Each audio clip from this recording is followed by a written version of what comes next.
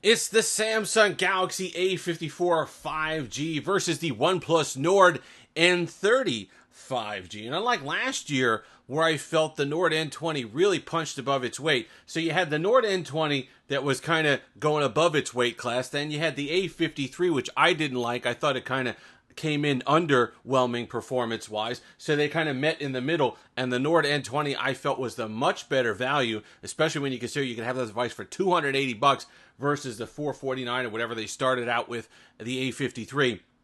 So that was the case last year. Not so much the case this year.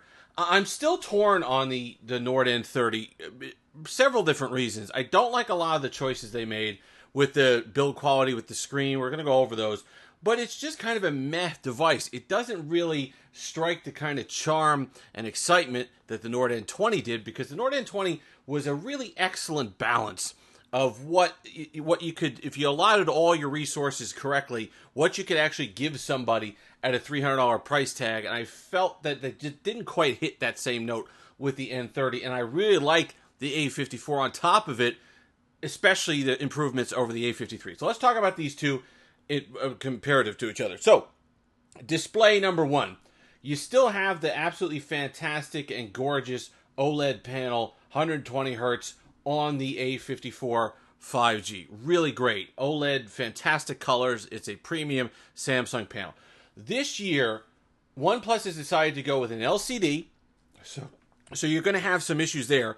No always on display with the N30 this year. No under display fingerprint sensor. They went with a side-mounted fingerprint sensor. So those are two smaller things, perhaps, creature comfort things, if you want to talk about them that way. That's fine, but they still add up. These small things add up when you're interacting with the phone over time to make a big difference. I don't like the it's a bright OLED. It's 120 hertz. Color reproduction is good on it. I think games look excellent on it. It's a good panel by all means, but it's not an OLED. It doesn't get as bright, and it's just not as fantastic and brilliant as the panel on the A54. So that's going to be a big check mark in the column for the A54 5G. Let's talk about build quality. That's another one. They've gone with a relatively premium build on the Samsung device. It is a plastic frame. A lot of people are trying to tell me it's a metal frame. It's not. It is a plastic frame. There's glass front and back, so it gets kind of the premium feel there. It does feel solid in the hand, a really nice device, and a good weight to it, but it has a nice build quality. The build quality here is a significant downgrade. I don't even have a problem with the fact that it's all plastic. The N20 was all plastic, but last year they went with a matte plastic. It was a better plastic or something like that. Whatever it happens to be, this coating or this gloss or this plastic they went with on the N30 is an absolute nightmare. My review unit that I got when I was doing the stuff for Android Police, the camera coating on the side here, the rings, wore off within a couple days, and I had significant micro scratching. It looked like I had it in a pocket full of keys for a year. The amount of micro scratching on the bottom of this device was incredible. And then you factor in the fact that it's glossy, it's a smudge magnet, it's just an overall downgrade from the build quality on the N20, and definitely a downgrade from the build quality on the A54. Performance is where it starts to get a little bit more complicated. I don't buy a lot of the hatred for the A54 performance. I have not had issue. So let's talk about what I'm talking. Let's get into that. Everybody says it lags. Everybody says it can't do stuff, but they still are only producing these extreme examples of things that, you know what, no one's going to use their phone that way. And yes, there might be instances where it's slower. I'm not representing the A54 as having this flagship level quality power. It doesn't. It absolutely doesn't. They spent the money elsewhere. But it still is an okay device for daily tasks and what you're going to want to do. Let's pull up Twitter, okay? And that's not fair. So I'm going to close Twitter down. And I'm going to open it back up. What did that take? A second? Is that lagging to you? Is it as fast as a premium flagship flying up there? No, but it's still pretty smooth. And if you read the comments on the videos I've done, people are pretty happy with the performance. Don't listen to the noise on YouTube. Use it for yourself. If somebody doesn't have this in their hand when they're complaining about it, then don't listen on the video. Now, they went with the Snapdragon 695 again, so it's 2 years in a row on the N30.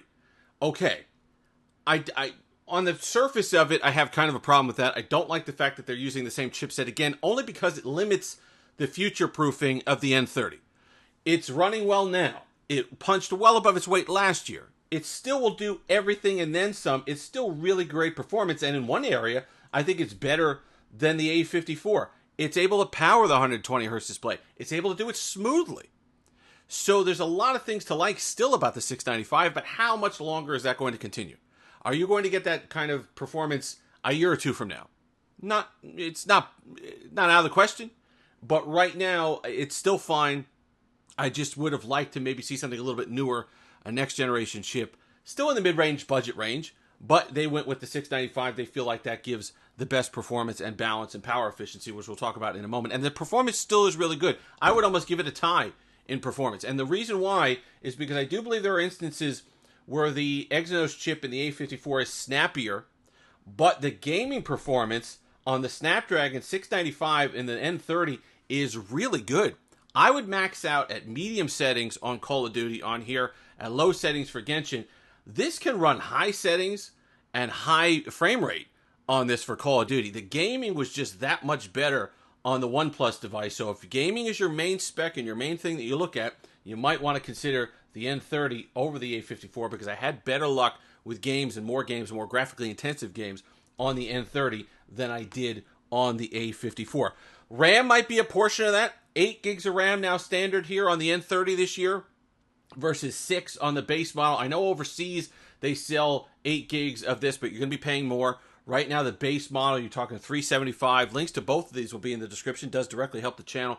But 6 gigs, 8 gigs, so that might be part of the game performance, because gaming is really where you see a lot of that, and UI stuff as well. But gaming, RAM-wise, when people say, why do these phones need 12 and whatever game? If you're a gamer, it kind of cashes in more stuff, and it makes a definitive improvement on performance when you're talking about RAM. So 8 gigs of RAM here. Battery and charging. You're still stuck with the slower Samsung charging. They've upped it 50-watt charging in the box for this, so it's going to charge significantly faster than the Samsung device. And the battery's better. Last year was a lot better. It was about 9 hours of screen on time. This year I was getting between 6.5 and 7 hours of screen on time, whereas I could get 6 hours, 6.5 hours, but it's a different feeling, right? This one you're being a little bit careful to kind of get over 6.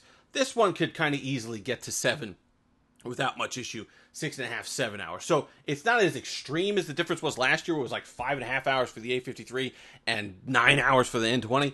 It's a little bit more measured than that this year, but there is still a better battery life and faster charging on this. No wireless charge for either of these. NFC for both. Micro SD card expandable storage for both, so that's a big concern for a lot of people. Then you have headphone jack on your N30. No headphone jack over here on the A54, so that's a downside for a lot of people. Cameras, the advantage is clearly for the A54. This was the same last year. Whatever it is, they made it's not the potato that it was on the N20, but it's still a root vegetable. It's still something that you're not going to like a lot. The point and shoot stuff is very hit and miss.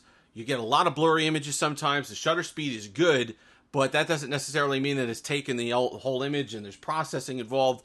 It's better than it was. If you take time, and you got to really mess with the manual white balance to get a great image on the N30, you got to do a lot of work to it, and you can get a decent image on there if you do the work. But, however, the point and shoot on the A54 is going to be significantly better. The Samsung software is better. The computational stuff they do with the photography is better.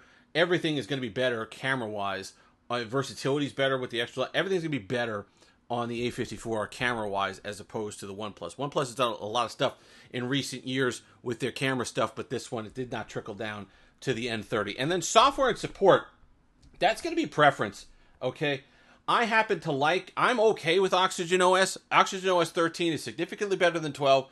They've worked out a lot of the lag and stuff like that. It's a preference thing. It's a skinning thing. There are some cool things like smart sidebars and stuff that can kind of give you the edge panels that you get on Samsung. There are ways to do certain things. The setting menu's laid out. Takes a little bit getting used to, but that's something that comes down to personal preference. It's subjective. I do think that the Samsung One UI is locked in and running a little bit better, but the big thing is support. You're only getting one major upgrade of Android on your N30 and 3 years of support, where I think it's 4 and 5 years over here for your A54. That's a significant amount longer, especially when you're talking major upgrades of Android. And you don't know where they're going with one Oxygen OS a lot of times. You don't know what direction they're going to go in. They're going to go more color OS integration, less. Is it going to run well? They've had some issues, a little spottiness with Oxygen OS the last 2 or 3 years, whereas One UI, in my book, has just been getting better and better and better. So, $375, $300, shop around. You could get it at T-Mobile like $260. Not a bad device by any means. Just some really goofy choices that they made over the N20 from last year that don't make it the value champ over the Samsung mid-ranger that it was last year. I really like the A54. I think you pick one of these up for $375. Even with the price gap between the two, I think the extras that you get on the A54 are absolutely worth that additional money. But if your budget is $260 and you walk into T-Mobile and whatever it is, you can't get it, the payment or whatever, and it's this guy because this guy becomes too expensive, you're not dealing with a bad phone by any means. It'll absolutely do the job. There's a lot of things to like about it. Gaming, screen, 120 hertz, RAM, performance of this 695, battery life, fast charging, lots of things to like here. But all things being equal, I think I'd still go with the A54. If you've made it this far, like, comment, subscribe, all that fun stuff. Until next time, have that Steve-licious day.